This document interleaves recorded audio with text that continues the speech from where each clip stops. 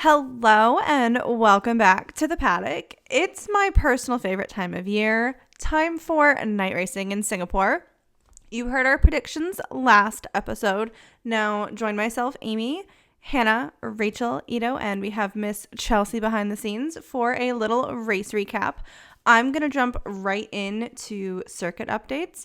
Not that we have a ton, but it was announced Tuesday heading into the race weekend that the FIA had decided to add a new and fourth DRS zone to the circuit between turns 14 and 16, which adding a DRS zone is something nobody will ever complain about. I don't know a single F1 fan who would.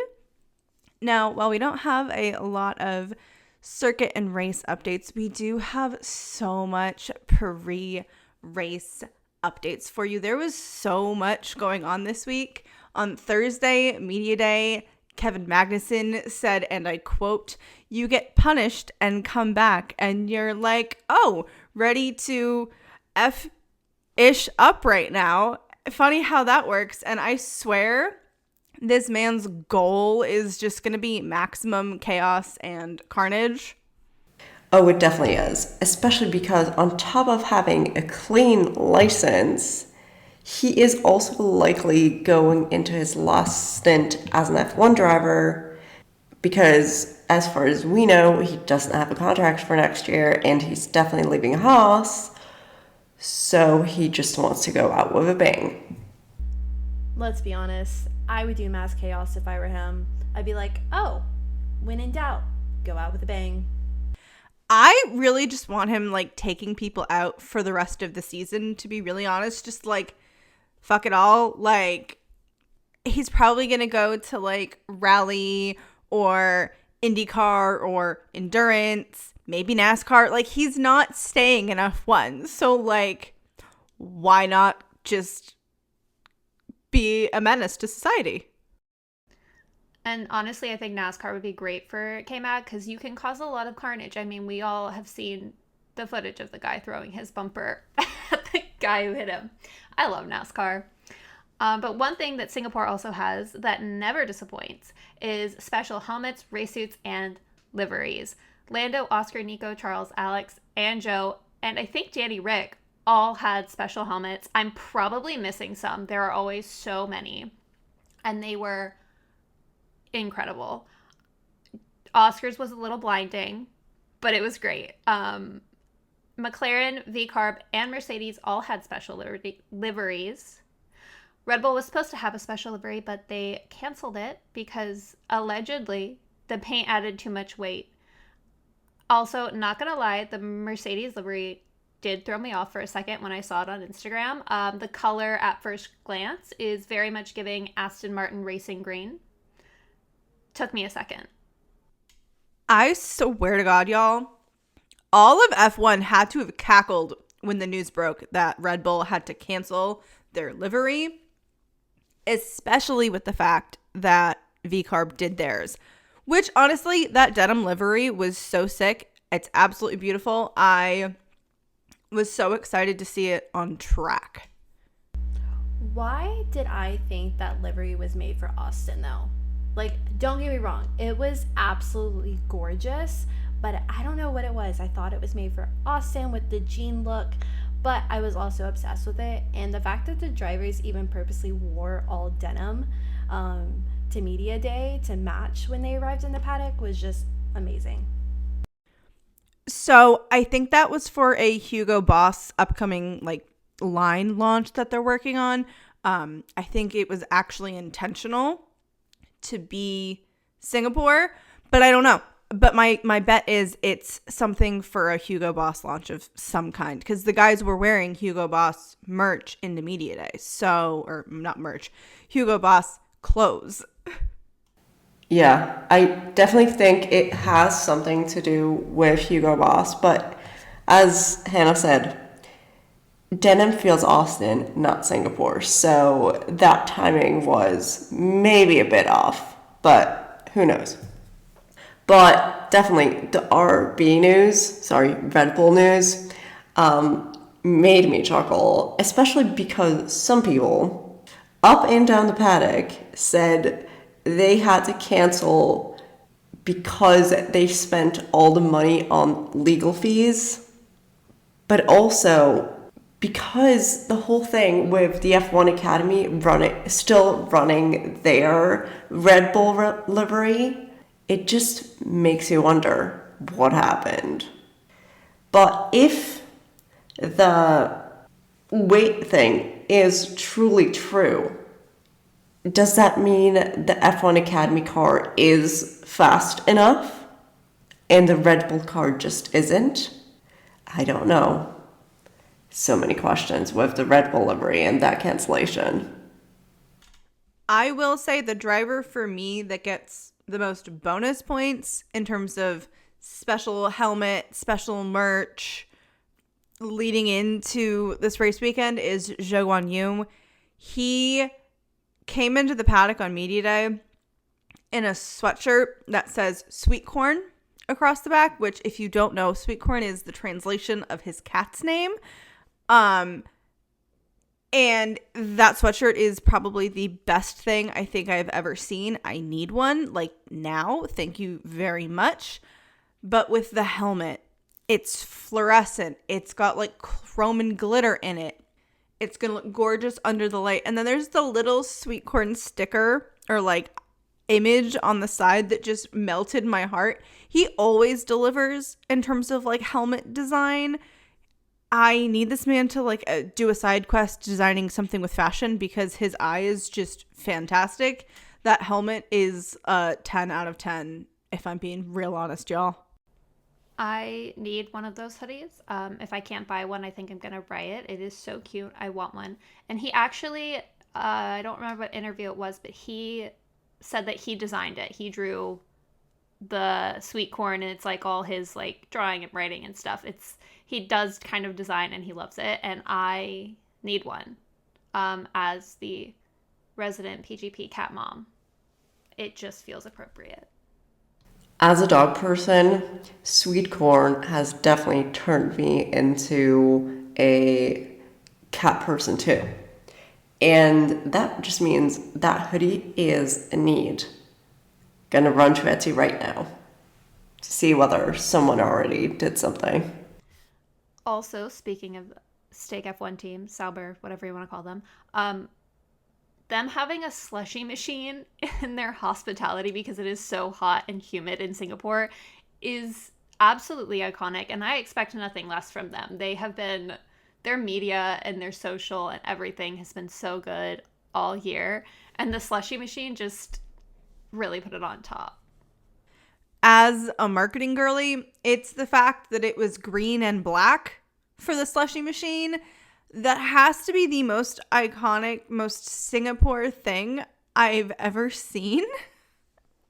Their marketing team and their media team deserves the biggest raise. Audi, if you don't keep all of them, you're doing it wrong because they're fantastic. Oh my God. But in my personal opinion, I think the new trend, I guess I'll say, is Lando Norris and Singapore helmets. They just go hand in hand at this point because his helmet that he designed is absolutely gorgeous. I quite literally almost dropped my phone when I saw it. It almost like glows in the dark pretty much. Quadrant posted a video on TikTok. That thing looks so good. I don't think it gets better than that. That's like a 12 out of 10 for me. I have nothing else to say. It's just perfection. When I saw Lando's helmet last year, I was flabbergasted, and I didn't think he could top that. And he did. It was absolutely amazing, and I didn't even think he could design another helmet that was just as great. But I also want to say Oscar's helmet was amazing, and I think the two's helmet, both of their helmets contrasted each other perfectly. I just have to add this. I saw someone post a screenshot of an Instagram post from Lando from like 2014 where he was designing phone cases. That kid has been designing forever. He very obviously loves it, and he is very obviously very good at it. I feel like he just keeps topping every helmet that he does. Now, on the F1 Academy front, Dorian and Bianca both had special helmets that they were running this weekend, and Hamda was running the special livery for Red Bull, which was really great. I loved Dorian and Bianca's helmets. I thought they were so cute and so cool. Now, on Media Day, we did get some news that everyone's favorite, Miss Laura Winters, is on a new show on F1 TV. It's called The Cool Down Room, and it's hosted by British comedian, radio, DJ, and television presenter Tom Deacon. I don't really know much about him, but I watched the episode. I think he was really good. It was Laura Winters and Alex Jakes, which I'm not sure at this time if Laura and Alex are permanent fixtures on the show. They didn't really tell us. I'm hoping that they are because I just like them as a pairing. And the special guest on the first episode was Jack Crawford. I really recommend that you check it out. A fun fact I got out of the episode was the fact that apparently Checo Perez received a rug of himself of one of his wins as a gift from a fan, I'm pretty sure. And I think that's probably the craziest thing I've heard an F1 driver receive from a fan. I watched it today and I actually highly recommend it. It's entertaining while also being a little bit informative, and it gives you like a little bit of a sneak peek like behind the scenes, at least from my perspective. For any Love Island fan, it kind of felt like Unseen Bits meets After Sun. If you know what I'm talking about, you know exactly what I'm talking about. It was just a fun little lighthearted way. Also, for anybody who didn't watch the F1 Academy races, I highly recommend you check it out because Laura Winters also was doing race commentary on it with Alex, which I think is just so awesome. It was the first time she's ever done it. Now, for some more just regular, I guess, personnel news, as we'll call it. Red Bull announced that they had some team changes for 2025 because their sporting director, Jonathan Wheatley, is moving to Sauber, Audi, whatever you want to call them. So Red Bull has decided to split his role amongst the team. Max's engineer, Jean-Pierre Lambiase, is being given a promotion. He's still going to be Max's race engineer, but he's going to have more responsibilities as head of racing. Stephen Knowles, who's a former senior strategy engineer, is going to be taking over as head of sporting regulations to ensure compliance and communication with the FIA. And Richard Wilverson, the senior engineer of car engineering, is taking over the role of head of racing operations, which I think is honestly kind of a smart business move of how to disperse the workload without having to hire one person for a job. As of Friday's free practice session, the FIA has told McLaren that they have to modify their, quote, mini DRS rear wing to fix the requested. The fixes requested are to prevent the upper element of the wing from flexing like it has been. Take with that what you will. We know quite a few teams submitted requests for it to be reviewed, so the FIA did do their job. In other news, post-Media Day, Max Verstappen was more or less given community service for dropping an F-bomb in the press conference when talking about last weekend's race. I just find that insane, first off. But I also heard a little rumor that Lewis was saying Max should fight that community service thing, as the FIA is just being a little too much. And as Lewis, who is our golden boy who always has something to say about the FIA, I think it's perfect. And coming into the race weekend, we also had a lot of teams that brought upgrades. We had 7 cars with upgrades this weekend. Red Bull, Ferrari, McLaren, Aston Martin, Alpine, Williams, and V-Carb. I have a feeling that list is going to grow when we hit Austin. I definitely think all 10 teams are going to have upgrades because we've got like 4 weeks. It's a lot. Friday, our FP1 session, Alex Jakes' consistent swear jar jokes, going back to Max getting his community service and the FIA saying they need to stop swearing so much, they were incredible. Anytime anybody, whether it was a commentator, anyone dropped any kind of bad word, he was like, that's a dollar in the swear jar. Or they think it said like pounds because they're British. But anyway. I also loved Fernando in FP1 saying he pushed all of the buttons that he had on his steering wheel to avoid a collision. And that was just so iconic. The man has been driving in Formula One longer than Ollie Behrman has been alive. And he just like decided, just push all the buttons. That's what he's going to do. I mean, that's like, the fact that Fernando has been racing longer than Ollie's been alive makes me feel old, and I hate it. But my favorite thing to come out of FP1 is the phrase, Kevin Magnussen unleashed. It just feels like a potential prediction for the rest of the season to me. It feels very ominous, but it feels oh so fitting. I almost feel like we should do like a Kevin Magnussen like recap every race and be like, oh, this is the unleashed chaos for him. Because I'd be for that. But going out of FP1, we had Leclerc in first, Norris in second, and Sainz in third.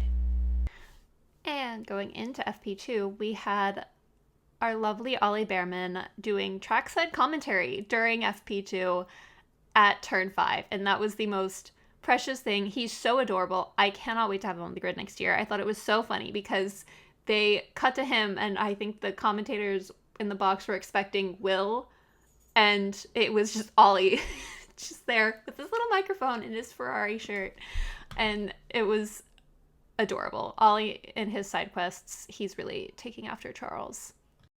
I'm going to need a running tally next season of the amount of side quests that Oliver Bierman goes on, because I think the limit is unknown, y'all. The opportunities are endless for him. I do have to say, the F1 TV graphics team during the free practice sessions were so sassy and petty, y'all. I just picked a few because I just had to. They pointed out that Lando has started a Grand Prix from pole 5 times and lost the lead in the first lap every time.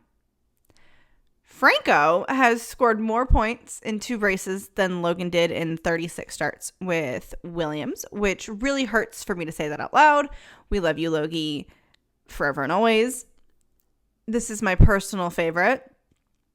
Danny Rick's most famous moment was turn 1 in Baku 2017, not 2018. 120% agree with this. Yes. And the last one that I just have to point out there, because I know a lot of people kind of loved this one, that Max has been winless for the last 7 GPs. And then, of course, to close out FP2, we had Norris in first, Leclerc in second, and Sainz lastly in third. At the end of that, it kind of seemed like it was going to be a McLaren and Ferrari weekend. Now, quick update going into FP3, we found out that Williams broke curfew to work on Alex's car. They replaced his gearbox case and cassette and his gearbox driveline. This is now the 5th of each component that they've used on Albon's car. The next replacement will be a 10-place grid penalty for him, so not super excited about that. And then the session getting red flagged because there was a lizard on track was honestly not surprising. It was, however, very funny watching the marshals chase after it, and then F1 posting a little like purple sector graphic on Instagram afterwards was incredible. It's just Singapore things. Like, is it really a race weekend in Singapore without a mini Godzilla sighting?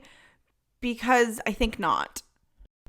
I feel like they should just have a reptile wrangler on standby at this point, because it happens so often.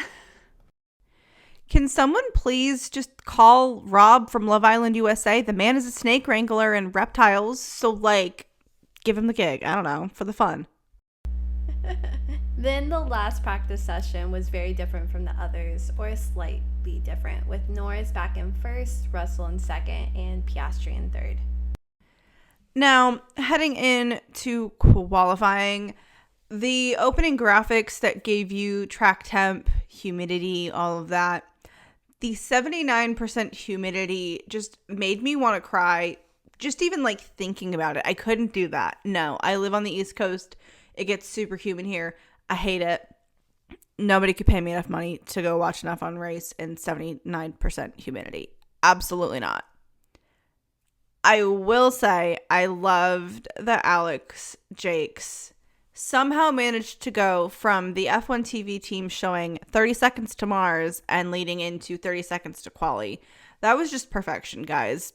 I have no notes for you. As Q1 started, I was watching Williams like crazy because this is a track that Franco Colapinto has not driven before.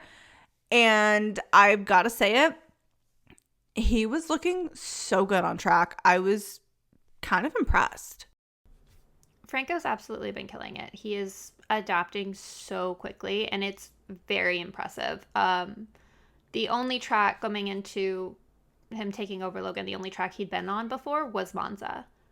So everything Baku, Singapore, everything from here on out, he has not driven. I think he's driven Abu Dhabi, but everything else, foreign land for him. Which honestly makes his success so far all the more impressive. And I just hope he can build on it because he's been doing so well that I started catching myself smiling when I see him in the F1 intro.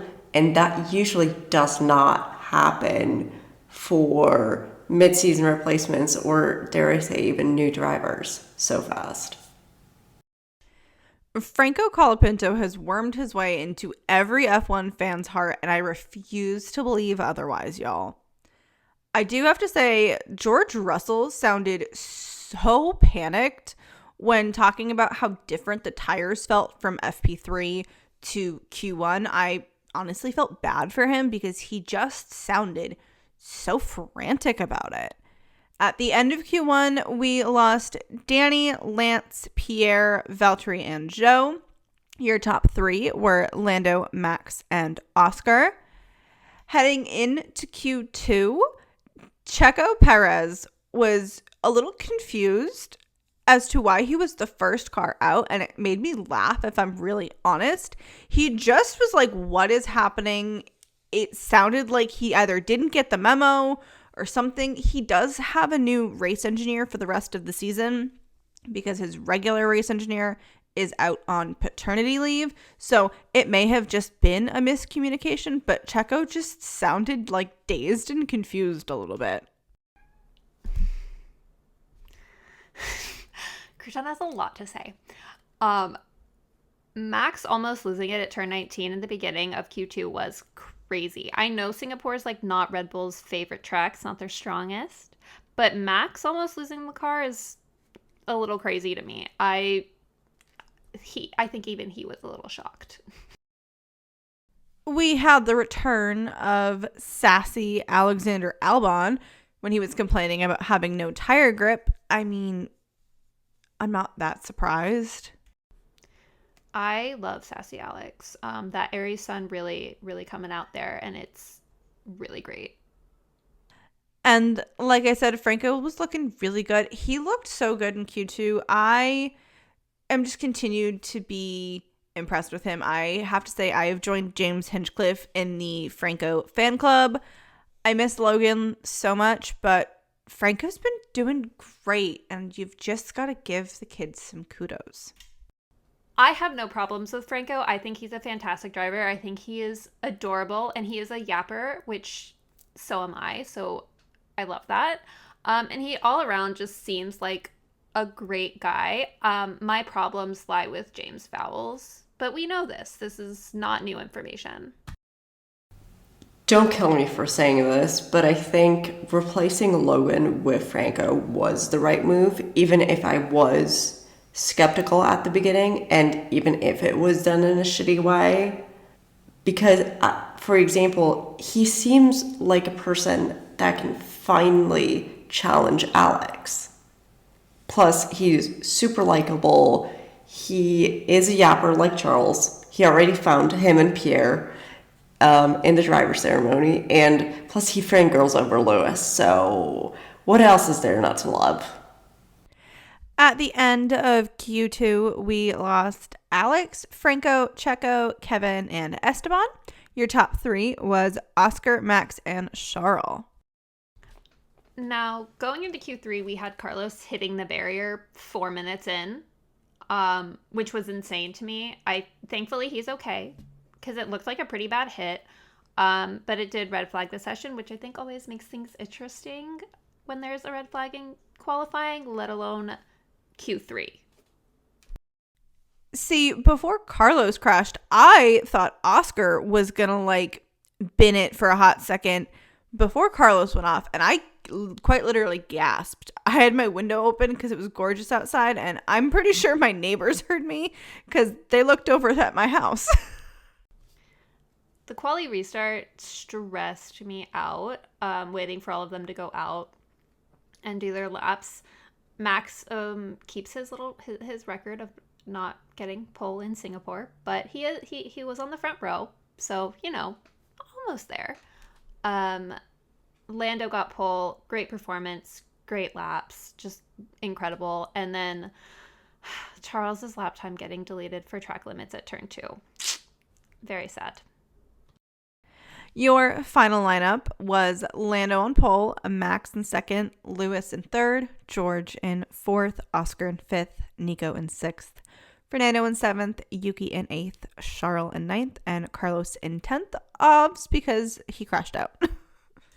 Now, I do have a little F1 Academy update for y'all.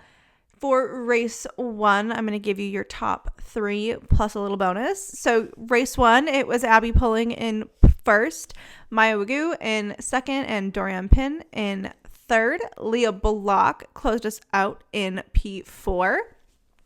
Race 2, it was Abby, Maya, and Dorian again with Leah in fourth. And I love a little consistency.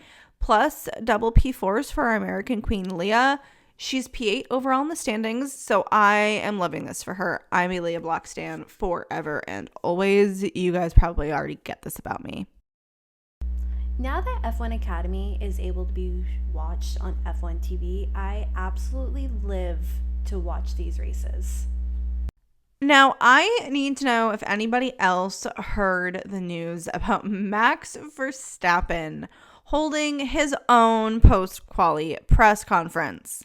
This man basically either said no comment or kept it super, super short in the official presser, and then went off and answered any media questions in his own little press conference outside of Red Bull hospitality. It looked like this man was holding court. There's an awesome photo on Kim Eelman's Instagram.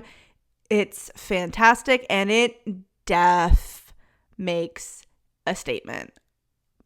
That takes guts, man. I love Max for that. Max does not care. And it is so good. It's so funny to watch. Now, going to the race took me a little bit. It was 5 o'clock in the morning on the West Coast. So I was still waking up, but that reaction time, that start from Lando, incredible. And he finally broke that record that we saw all weekend in the stats of him starting on pole but not leading after lap 1. It seems like he's broken all of his curses so far. Fingers crossed, knock on wood. This season is just the season of curse breaking, I guess. Honestly, it was heartbreaking seeing how much this stat was mentioned, not just this weekend, but previous weekends. And I'm kind of glad he just broke that curse. He was like, okay, F this. Other than the rocky start that we had at the beginning of the race, he really redeemed himself and then kind of just proved to all the haters / stat references wrong right then and there. I think a lot of it is that he was like Lando no wins, and then they had to find something else to give him crap about. And I think I have a lot of thoughts on that. We'll discuss later. Albon dropping to 15th because he went off track at turn 1 made me so sad. I do have to say that Franco being stuck between Charles and Checo was so not on my bingo card for like the beginning laps of this race. Yes, I know that was only on lap 3, but I still didn't have it on my bingo card, people. Well, I felt like that little like battle or like decision to who was going to be where on that grid was short-lived. It was definitely an interesting battle to watch, and then to see Franco in between like two very prominent and dominant drivers in their own ways was interesting, especially as a rookie. Especially, I mean, the whole thing gave Ollie in Saudi Arabia, and I'm so not mad about it. We had George Russell coming on lap 4 saying he, meaning Lewis, needs to pick up the pace. Good God, George, it's lap 4. Can we chill for like a little bit? You don't need to be like raring to go that early on in a race. It's like 62 laps. Come on. Yes, but also Sassy George is my favorite. He's so funny. And it is just, some of those radios are just fantastic from him. It's giving, my daddy's driving a Mercedes. Beyond accurate. I will say that Alex saying that Franco, quote, dive bombed him in reply to the start. Dude, I know that Logan and Latifi didn't really give you a lot of competition, but like, what do you expect Franco to do? Just sit there and let you through? Like, he has to try. He's got 9 races to make an impression on people with the fact that he can't go back to F2. What do you expect? He definitely isn't used to a teammate that can keep up and, dare I say, challenge him, and he doesn't seem to like it, and everyone noticed. I'm telling you, it's the Aries sun. We are a very competitive bunch. We do not like to lose, especially to people on the same team as us. Another one of my favorite radios, however, was Yuki telling his engineer that he was giving him too much information. I was dying. That was so funny. I mean, he does have a new race engineer apparently. So maybe that's just like the growing pains of having a new race engineer. I don't really know why he has a new race engineer, but it gave me a giggle on lap 11, that's for sure. At least he didn't say a swear word when telling off his engineer, or he could have joined Max in the community service. But it is definitely giving Kimi Räikkönen. Seeing a 7.3 second lead for Lando on lap 13 had my jaw on the floor, people. I am so impressed with the amount of leaps and bounds McLaren has made with that car over the last 2 years. It's impressive. We then switch over to Ferrari doing a 2.6 second pit stop, which, according to the F1 TV team, anything other than 3 seconds is good, especially for Ferrari, which is by far the most accurate statement on the planet. But 2.6 still kind of hurts. Listen, us Ferrari girls, we take what we can get. A win is a win. A win is a win. Amen. But at the same time, I loved how they said a slow pit stop. Well, not that slow.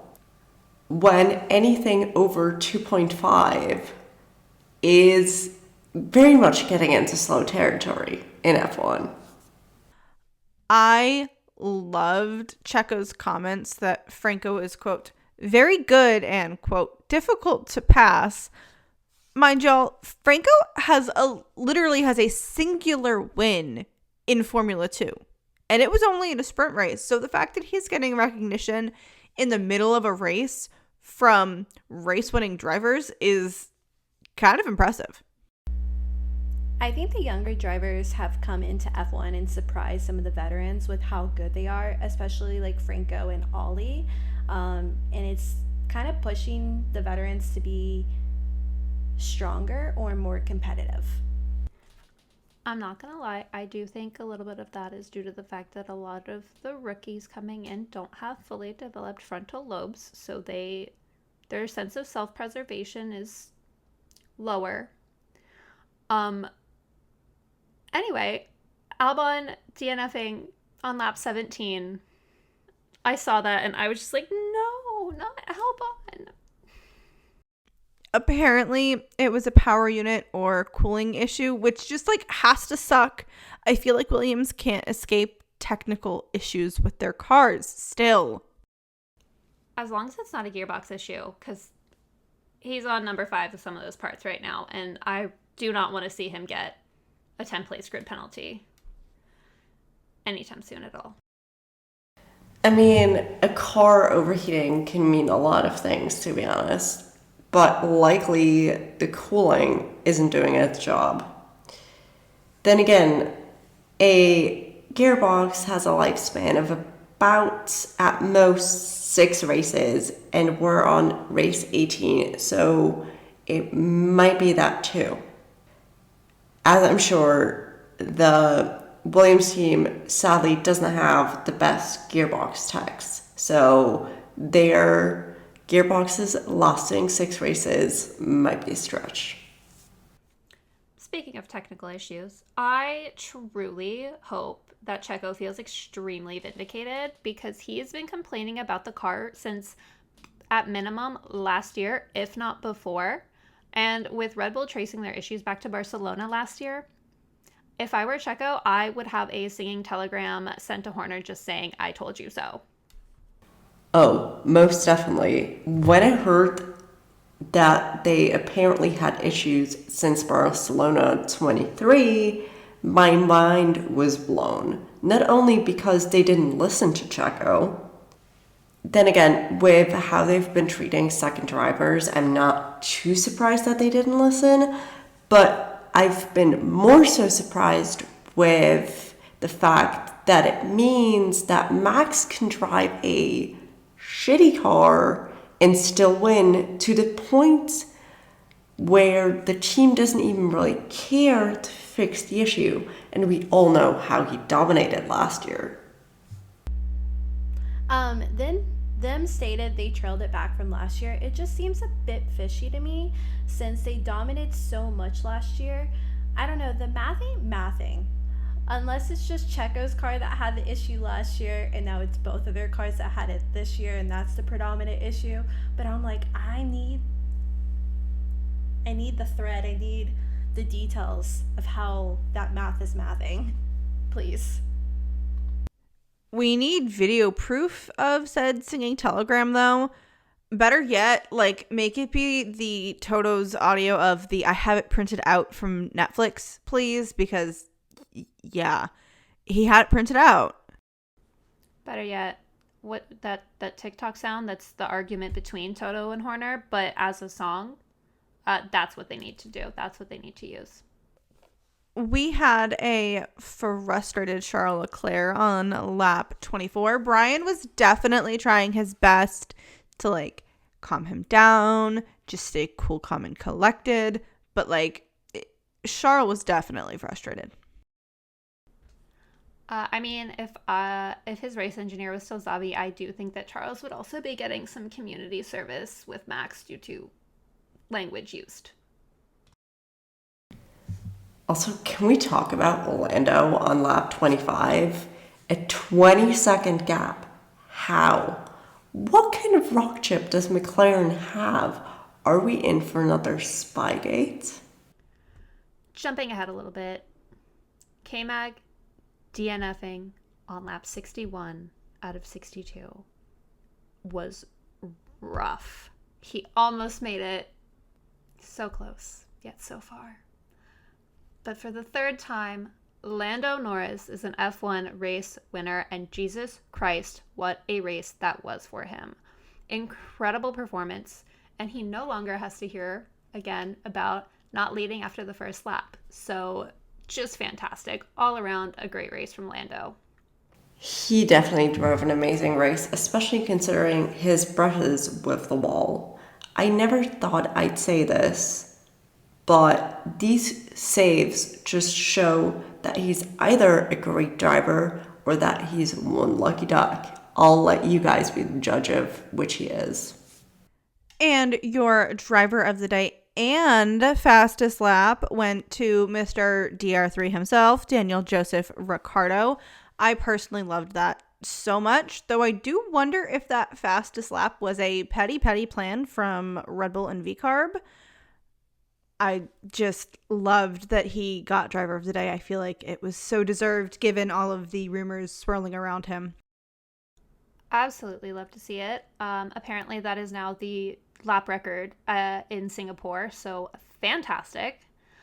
And I loved Max thanking Daniel over the radio for taking the fastest lap from Lando. I thought that was really funny and just really good. And Daniel's comments about afterwards about how if Max wins by 1 point, he will be getting a very nice Christmas present.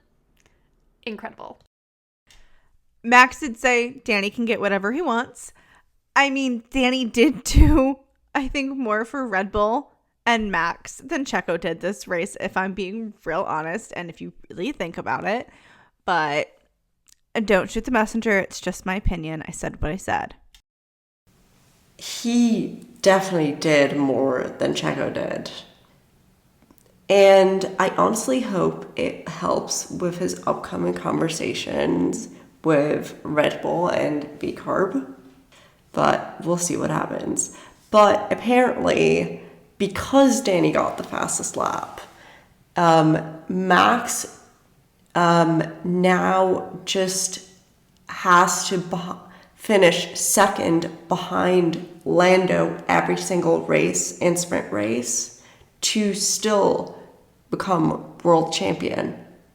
That is if Lando wins everything. I just want to say, if this is Danny's last race, he went out with a special moment taking both, like Amy mentioned. And I have to say this, that man deserves the world. My stomach is gutted for the potential of this as being Danny's last race and the final setting that he brings, and I just wish him all the best. I will say, it seems like I love my Aussies in F1. First Danny, and now it seems like it's Oscar. When we had a 7th podium for Oscar, and I just love that for him. DC, David Coulthard, doing post-race interviews. We love it. He's incredible. We love DC on this pod. Oscar's response to DC asking him how it was in the cockpit being warm. I expect nothing less from Oscar Piastri. Nothing less. And then DC dumping a massive jug of water on Lando, and Lando promptly giving him a hug as he is soaking wet. Was perfect, and it added to the list of why we love DC doing the post-race interviews. Now, that driver's championship gap is now 52 points between Max and Lando. It is getting smaller. 6 races left, 3 sprint races. You know, remember when we all said that this season was going to be as boring as last year and Max was just going to win everything? Yeah, me too. So I did the math here, and I know I'm most definitely wrong because I did not include the sprint races in my math. But right now, Lando and Max need an 8-point gap difference each race in order for Lando to take the driver championship. So there's still a little hope for us girls, just a little bit. Apparently, not all of our predictions are accurate, besties. So buckle up, people, because I feel like it's going to be a wild one moving forward. I definitely remember this conversation before the season even started. And I'm so glad that prediction, hopefully, isn't coming true, as we do have a true battle on our hands currently. If Max wins now, I dare say he is the better driver because he had a fight on his hands this season. Now, as always, everybody knows that we love the Cool Down Room podcast content that they give us every time. It, for me, was their reactions to Lando and the wall. Yes, they had the exact same reactions as me. I love it. Oscar Jack Piastri being a menace as always, and I quote, "Without using swear words, how did you feel in that moment?" because of course he's the one person who is going to make fun of you in that moment. Now, if you've watched Singapore before, you know that usually it's quite chaotic. And we had no safety car or yellow flag this entire race. And I cannot remember the last time that happened. Dare I say, it never happened in Singapore. This race is known for its safety cars after all, and not going to lie, while I love the Singapore race, it is one of my favorites for a few reasons, including the safety car spiciness. This one just wasn't it unless you were a McLaren girly. I think the quali and practice sessions definitely brought more chaos than race day as a whole. I am a McLaren fan, but the only thing that kept me really going and very entertained during this race was the middle field battles. According to one of our favorite F1 TV commentators, Ruth Buscombe-Divey, the turns that are like under construction right now are the turns where statistically most of the crashes that bring out the safety car happen. If you didn't know, we went from having 23 turns to 19 turns, I believe last year.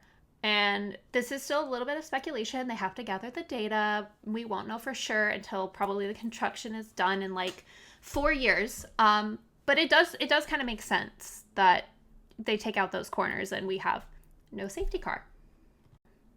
Up next is, and I may be a little bit biased here, but one of my favorite races, one of my favorite tracks, the Circuit of Americas in Austin. I am not stoked about having to wait like four weeks for it, but I am stoked for the race. As for my predictions, I am saying we're going to get one or both Ferraris on the podium, although I could do without a double disqualification this year. Based on last year's performances and the way that the second half of this year has been lining up, I really think that we're going to actually get both papayas on the podium. I want to say, dare I say, a 1-2, and probably a Ferrari up there as well. It seems to be a track where they do pretty well. I want to say maybe more likely Charles, but I would love to see Carlos up there. It's too hard to choose. Now, per usual, I pulled up my pendulum for my predictions. Now, I will be missing Coda this year, and I am absolutely heartbroken. I will be there in spirit with my girlies. But I'm really, really hoping that we get a spicy race after the break, especially post-Singapore where we didn't get the spice we usually do. My predictions are Max in P1, Lando in P2, and Carlos in P3. My magic dice really seems to love Pierre this season, as he continues to predict him in P1, once again for Coda, closely followed by Franco and Oscar. Is this realistic? Once again, the answer is no, at least for everyone but Oscar. However, it could be awesome if we get Franco on the podium, especially with the Sauber seat rumors flying right now, because it could be exactly what he needs to move those conversations forward. As for Pierre, I think my dice very much has rose-colored glasses when it comes to him, as much as I would love a repeat of Monza 2020. Now, the fact that we have a month until the race weekend happens, it honestly just makes me a bit sad, let's be honest. Like Rachel said, Coda is one of my favorite tracks in races. Rach and I will be attending this in person, so I'm super stoked. As far as my predictions, I'm leaning for Lando in P1, but I would love Charles in P2, and then I think my Mercedes boy Lewis definitely deserves a P3. They all deserve it in my mind, and they could use a good solid race weekend. But I am a bit biased, but as long as there is a farther gap between Max and Lando on point wins, honestly, I'm fine with whatever, because I just hope he could secure the driver championship or at least close the gap further. And to close out the episode, my favorite off-track moment of the weekend has to be, as mentioned before, Ollie Behrman and all of his little side quests this weekend. Ferrari admin photographer, Turn 5 correspondent on F1 TV. Just incredible, racking up those side quests. We love to see it. Now, the original night race brought the energy and a bit of the chaos. Let us know your thoughts on the Singapore race, and make sure to let us know on our socials everywhere we are Paddock Girls Podcast, except X, Twitter, whatever you want to call it. We are Paddock Girls Pod. Join us next weekend as we talk all things Formula One, and thanks for joining us. Have a good one. Bye. Bye. Bye. Bye.